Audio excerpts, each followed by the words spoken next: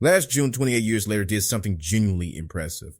Danny Boyle and Alex Garland returned to the world they created with 28 days later in 2002, and audiences showed up. The film opened to $30 million domestically, earned strong reviews, and finished its worldwide run at $151 million against a $60 million budget. For a horror franchise that had been dormant for 18 years, that was a real win. It suggested there was still an appetite for this world, these characters, and this specific brand of brutal, ideas-driven horror. 7 months later, The Bone Temple opened to $12.5 million. The film received critical acclaim, becoming the best reviewed entry in the franchise, but grossed just $58.5 million worldwide against a $63 million budget. Marketing costs on wide releases of this scale are rarely disclosed precisely, but total exposure including production and marketing was likely well above $100 million.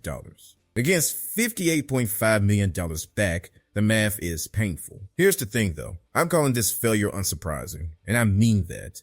Because if you look at the decisions made around this film from the moment it was greenlit, the warning signs were sitting right there in plain sight. Let's get into it. The Bone Temple was shot back to back with its predecessor, with principal photography beginning on 19 August 2024.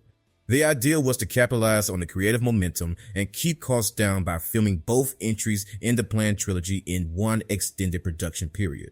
It's a strategy that has worked before, Infinity War and Endgame being the most obvious example, but those films had a 10-year franchise beneath them and a full year between releases. The Bone Temple had 7 months. Releasing the first two films so close together simply didn't give them time to breathe. Sony putting The Bone Temple out as quickly as it did, at the very least, didn't help the cause. Think about what 7 months actually means in terms of audience behavior. 28 years later, released in June 2025.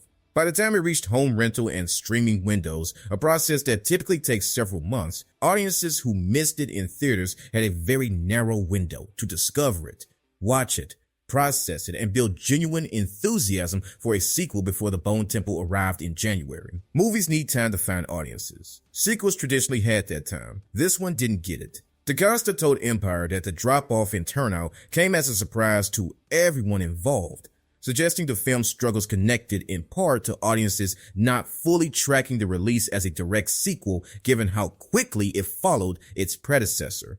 When your own director is noting audience confusion about the film's positioning, that's a marketing and scheduling problem that was entirely preventable. In April 2024, Nia DaCosta was confirmed as director of The Bone Temple, taking over from Danny Boyle, who had helmed 28 years later. Feeling protective of the franchise's legacy, DaCosta's pitch was to avoid copying Boyle's directorial style and instead create a personal and idiosyncratic work. She also requested that Garland add more infected to the script. Boyle and Garland reportedly gave her significant creative freedom. That creative approach produced something genuinely distinctive, and we'll get to the quality question in a moment. But from a purely commercial standpoint, the director's switch introduced a specific complication worth noting. DaCosta's most high-profile prior studio film was The Marvels, which underperformed significantly at the box office. Whether that association influenced how some audiences approached The Bone Temple is difficult to measure, and it's worth being clear that this is speculative rather than documented, but it's a reasonable factor too. Consider when a franchise depends on maintaining goodwill from its existing fan base. What's more clearly documented is that Boyle's name was a significant commercial asset for 28 years later. His return to the world he created 20 years earlier was central to the revival's cultural proposition. DaCosta is a talented filmmaker, but she carried different commercial recognition for this specific audience, and the marketing appears not to have found a sufficiently compelling equivalent hook. Here's the decision that invites the most scrutiny. Cillian Murphy, fresh off his Academy Award win for Oppenheimer, reprises his role as Jim from the original 28 Days Later, appearing at the end of The Bone Temple to tee up the trilogy's conclusion. His involvement was publicly known throughout production. The creative team had been relatively open about it. Sony's decision not to lean into Murphy's involvement in the marketing seemingly hurt the film's box office performance. After winning a Best Actor award for Oppenheimer, he has significant star power, and casual moviegoers may have been more inclined to turn out with his name in the campaign. It's worth being careful here. We can't know with certainty how much Murphy's presence in the marketing would have moved the needle.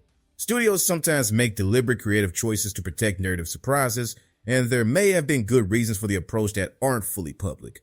What we can say is that the film struggled to attract casual audiences, and its strongest connection to mainstream recognition was largely kept off the poster. Whether that was a meaningful factor or a marginal one is genuinely debatable. The Bone Temple was projected to make somewhere between $20 and $22 million over the extended Milk holiday weekend. It came in below that at roughly $13 million domestically, a drop of around 60% from 28 years later's $30 million opening. That kind of sequential decline in a franchise suggests something structural rather than just bad timing. Horror is generally a low-risk, high-reward proposition for studios. The problem with the 28 years later trilogy is that it was carrying $60 million plus budgets, an exceptionally big gamble for the genre from the very beginning. That's the part of this story that the headline numbers obscure. The Bone Temple wasn't just expensive by horror standards, it was expensive relative to what this specific franchise has historically demonstrated it can earn. Even in 2007, when the original 28 Days Later was still fresh in people's minds, 28 Weeks Later couldn't reach $30 million domestically. 28 years later topped out at around $70 million in North America. Not a bad gross, but not one that suggests a brand audiences reliably show up for in significant numbers. Against that baseline, a $63 million production budget required the franchise to significantly outperform its own historical ceiling. January, historically one of the weakest months in the theatrical calendar, was unlikely to provide the conditions for that kind of overperformance. The competitive landscape in the weeks ahead was also challenging. With Return to Silent Hill the following weekend, Sam Raimi's Sin Help closing out January, and the Super Bowl weekend pulling audiences away from theaters shortly after. Here's the genuinely frustrating part. By all available measures, The Bone Temple is a strong film. DaCosta told Empire, "It's so funny, because literally every barometer we use in the industry to determine whether or not a movie is good and people like it and want to see it was through the roof. And yet our box office wasn't." She's right that the quality signals were there. The film holds a 92% on Rotten Tomatoes, making it the best reviewed entry in the franchise. Ralph Fiennes as the iodine-stained Dr. Ian Kelson is reportedly the kind of committed, unhinged performance that generates genuine word of mouth.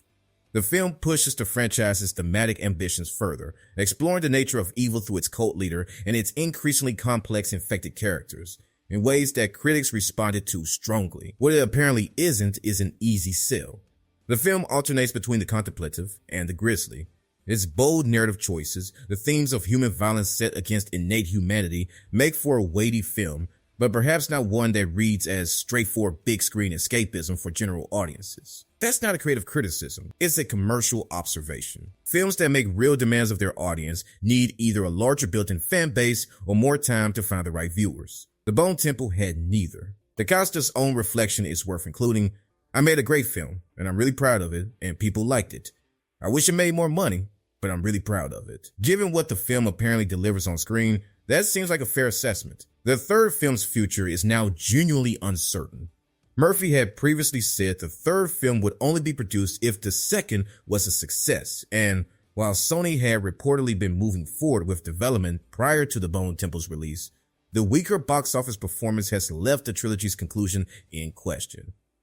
Whether Sony ultimately finds a path forward through streaming performance, international revenue, or simply a belief in the creative vision remains to be seen. The situation isn't necessarily terminal, but it isn't straightforward either. What is clear is that several of the decisions that contributed to this result, the 7-month gap, the January slot, the marketing that buried its most commercially recognizable asset, were made before a single ticket was sold. The franchise ceiling was always there and always visible. The budget didn't account for it. The release strategy didn't account for it. That's what makes this one of the more preventable disappointments in recent horror history. What do you think? Did you see The Bone Temple? And do you think Sony should find a way to finish the trilogy? Or has the financial reality made that too difficult? Let me know in the comments.